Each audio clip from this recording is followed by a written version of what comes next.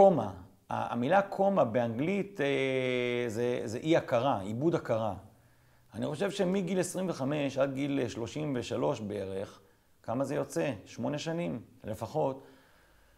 הייתי בקומה, ממש בקומה, ממש בעיבוד הכרה, בחוסר הכרה. נכנסתי למסלול המטורף של הביזנס, בשטראוס, בקטר פלסטיק, בנוקיה, ואיבדתי הכרה.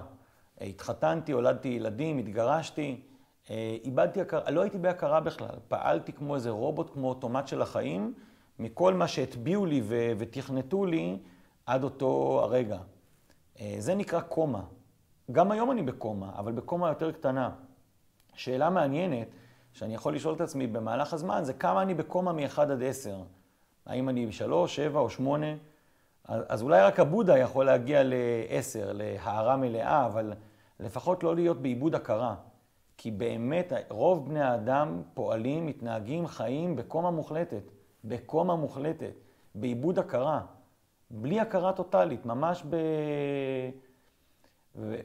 וזה קצת עצוב, וזה קצת באסה, וזה קצת לא לחיות, ולפעמים מתעוררים בגיל 50, 40 או 60, לפעמים אנשים מתגרשים בגיל 40 או 45, כי רק אז הם גילו שהם היו בקומה כל כך עמוקה, משנים מקצוע, משנים בן זוג, משנים הלך רוח של חיים, מורידים את קצב הג'ננה, אבל יוצאים מהקומה.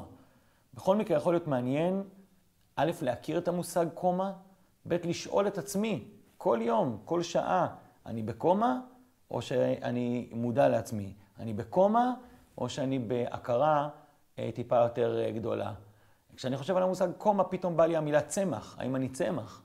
האם אני צמח שמחוברות לו פיפטות כאלה, שמשם אני מקבל תזונה וחי על... או שאני בהכרה?